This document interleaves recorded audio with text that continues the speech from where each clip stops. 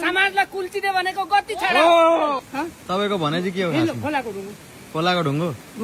अनि खोलाको ढुङ्गो भन्न लान्दिन न त नि। अनि मैले के बताउनु हुँदैन भने दिनु त अघि आउने बित्तिकै लगिदिनु अहिले घुम्नुको मैले।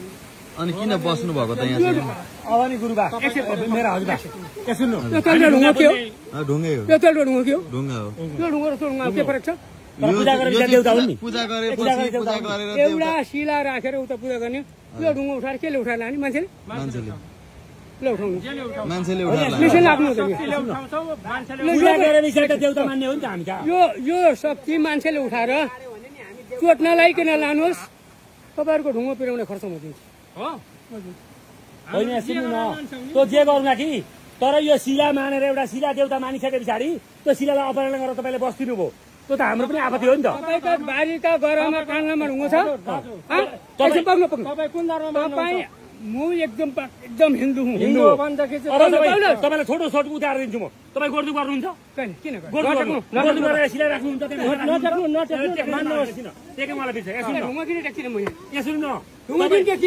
त्यतिखेर नि तपाईँले त सिधो गाजर गर्नुहुन्छ नि, गर्नुहुन्छ नि, गौ खोलानी गर्नुहुन्छ नि, तर त्यतिखेर टेक्न सक्नुहुन्न नि तपाईँले।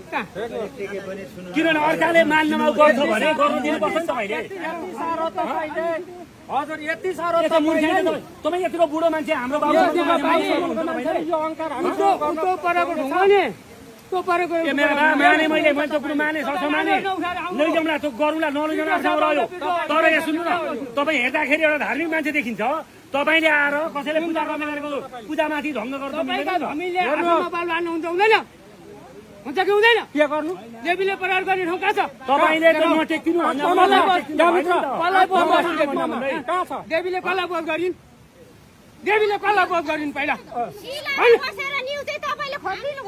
तपाईँ सिधा भयो नि, सिधै होइन भन्नुहुन्छ।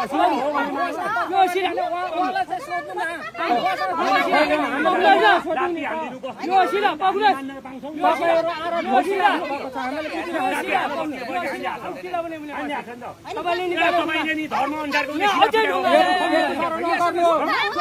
मानव अधिकार छ, एउटा मानव अधिकार छ नि, एउटा हुन्छ सिधा हान्न के मुर्खे चाहिँ कहाँ छ यो तपाईँको? मुर्खे क्या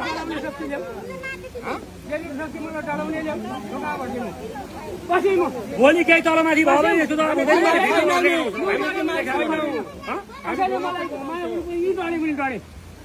होइन। तपाईँ यतिको एउटा बुद्धिजीवी यतिको मान्छेले यसो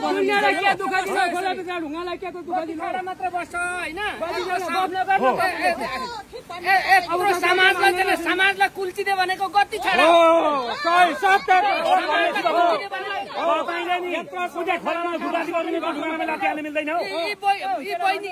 चेली भनेको चाहिँ एउटा त्यतिकै याद दुःख दिनु आएको होइन, बाल लाने अधिकार छैन। तर तपाईँले पनि हार लात्ती हान्ने अधिकार छ। यत्रो समाजलाई चाहिँ कुल्चिनु भनेको यो लानु